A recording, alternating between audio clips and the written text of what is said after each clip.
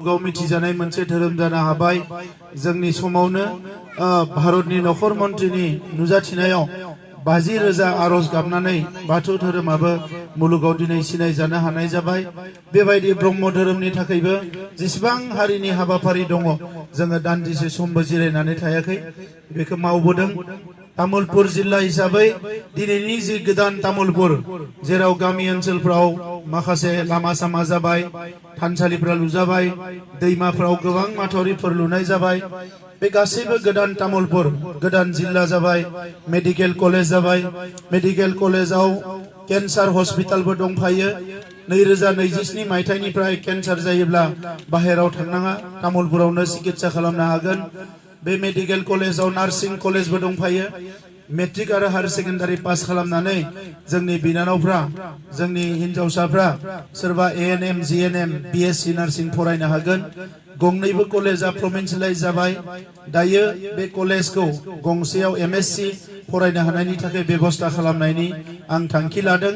आरो MLA देरहानानै दिसपुराव थांनानै गिबियावनो गंसे B.Ed कलेज, गंसे ल' कलेज आरो गंसे इन्जिनियारिं कलेज गायसननानै सोलोंथाइनि जि जेंना बेखौ तामुलपुर जिल्लायाव अरायनि थाखाय फोजोबनो थाखाय आं मोनसे थांखि लादों।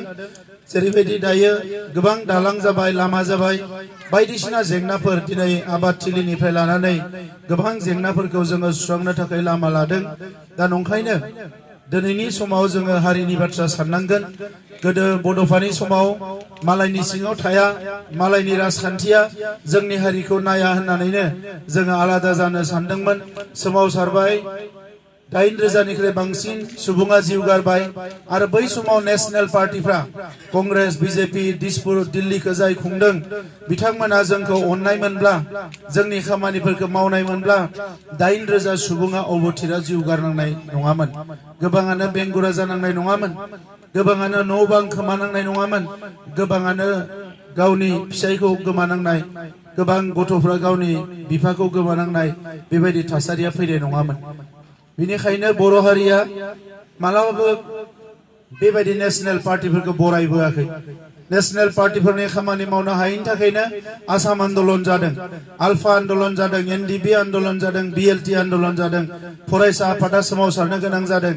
बे गासैबो थासारिखौ दिनै जोंहा रायजो राजाया गोसोआव लानांगोन। दा बेनिखायनो बिसोरनि सिङाव थाया होननानैनो जोङो सोमावसारदोंमोन। आरो जों सोमावसारनायनिफ्रायनो फैनाय। दा दिनै नुदों जे थांनाय 5 बोसोराव जेब्ला BPFआ गैया जाबाय, UPPLआ सरकारखौ सामलायबाय, नाथाय बिसिनि आखायाव थाङाखै। जोंहा गुबुनखौ नायोब्ला नुगोन दिनै डिमा हासावआ बिसिनि आखायाव थांबाय, कार्बि आंलंआ बिसिनि आखायाव थांबाय, राभा हासंआ बिसिनि आखायाव थांबाय, मिसिं काउन्सिलखौ बिसोर लाबाय, गासैखौबो लाजोबबाय। मोनसेल' दङ दायो, बियो बड'लेण्ड। दा बे बड'लेण्डआव दिनै बिथांमोना बिबार बारहोनो सानदों। दा बेखौ जों रायजो राजाफ्रा नायनांगोन जे गरफा गरनै थाखा होनो हानाय, बायदिसिना होनो हानाय। आं MLA जानो थाखाय बुङाखै। हाइ स्कुलाव फरायनायनिफ्राय जों सोमावसारदों। आंनि खाथियाव गसंना थाबाय थानाय फंबायाबो सिलाय लानानै जुजिनानै फैनायसो। जों बयबो नांनानैसो फैनाय। दा नंखायनो एबार जायफोर बिथांमोना जोंनि आनसलिक दल, जायफ्रानोखि सरकार सालायो BTC आव, जायफ्रा दिनै दङ, जायफोरजों गैयै, गोनां गैयैफ्रानो बेवहाय थि जानानै, थिग जानानै जोंनि हारिनि रैखाथिखौ होनांगोन। दा बिसोरो खेबसे रोदा सुनो हायोब्ला उनाव बिराद गाज्रि अबस्था जागोन। दिनै नुबाय दारांगाजुलिखौ लाबाय, बागानपाराखौ लाबाय, गय बारिखौ दाख्लै नोंथांमोना जेरैखि जाया भट होनानै गय बारिखौ बासायबाय। दा मोनसे समाव थांनाय 5 बोसोराव सुक्लाय सेरफांखौबो लाबायमोन, गरेस्वरखौबो लाहां लाहां जाबायमोन। दा नंखायनो दिनैनि समाव जोङो गोजोन थासारि फैबाय होननानै हारिनि जि एखुथायै थांना थानाय, गेरेमसा हारि दानायनि जि सिमां, बेखौ जों मालाबाबो बावनो मोननाय नङा। जोंनि थाखाय राजखान्थिया गिदिर नङा। आं MLA MP जानो थाखाय बिराद हांखुर जायाखै। मालाबा ससियेल मिडियाफ्राव बुङो जे MLA जानो, MP जानो बायदिसिना। आङो हारिनि खामानि मावनोसो सिन्था खालामदों। हारिखौ मालाबाबो गारनो हाया। नङाबा दिनै 50 बोसोर सिगाङाव खेराइ बागुरुम्बा मोसाहैनाय दिल्लीयाव बिथांमोनखौ जों बरायदों। जेसेबां जे जेंना जादों थांनाय 50 बोसोराव थालांनाय, बे खामानिफोरखौ आङो सिफ जानानै जेरैखि जाया नायै नायै मावदों।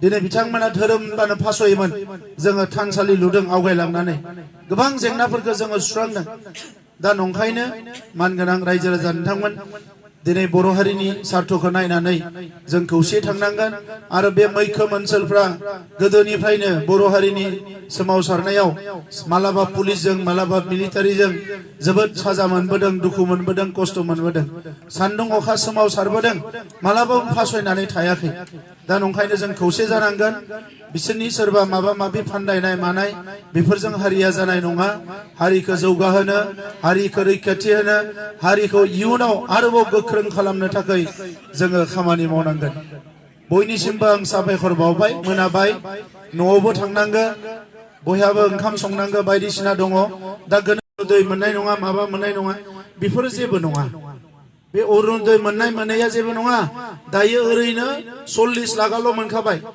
आसामाव 1,75 लाख आइजोफोर दङ बिनिनो 25 लाखखौ गारोबा उन्दै होननानै 1,50 लाख दङ बिनि गेजेराव 40 लाखल' मोनदोंब्ला अब्ला 1,10 लाखानो मोनाखै दा मा खालामदों नैबे मासाव नैबे डिस्ट्रिक्टआव होलायबाय बै मासाव बै डिस्ट्रिक्टआव होलायबाय फैसाया गैया बेफोरो बारा पार्मानेन्ट जिनिस नङा जोंखौ गावनि आथिङाव गाव गसंनो हानाय लामाखौसो जों लाबोनांगोन इन्डास्ट्रि गायसननांगोन जोंनि आबादथिलिखौ मोजां खालामनांगोन जोंनि लाइमोनफोर लेखा फरायनो गारनायफोरखौ आइजोफोर जोंहा बिनानावमोनखौबो खामानि मावनानै जानो हानायनि लामा इन्डास्ट्रि बायदिसिना बरननांगोन बैफोरजोंसो जोङो जौगानो हागोन दा नंखायनो आं बयनिसिमबो साबायखर बावबाय खुलुमबाय आरो बयनिसिमबो अननाय बावबाय आरो रंजालि बैसागुनि गाहाम हामलायनाय बावनायजों लोगोसे आफा बोराइ बाथौनि खाथियाव फिन आरज गाबबाय जे बे ओनसोलनि गासैबो नखर साफ्रोमबो जोंनि नखरनि सोद्रोमा बयबो आलो गोजोनै संसार जानो थाखाय आफा बोराइ बाथौआ बोर सारस्रि हरथों आरो फैगौ 9 अक्ट'आव 1 नाम्बारावनो दङ जायगाया नाम फट' गासैबो 1 नाम्बाराव दंजोबो एबार देरहागोनाबो 1 नाम्बारावनो देरहागोन जेबो जेंना गैया दा नंखायनो नोंथांमोना बयबो खौसे जादो आं बेखौनो खावलायनानै साफा सानै गोनो गोथो जादोंबा बेखौबो बुजायदो बेखौनो खावलायनानै आंनि बुंनायखौ फोजोबबाय गोजोन्थों।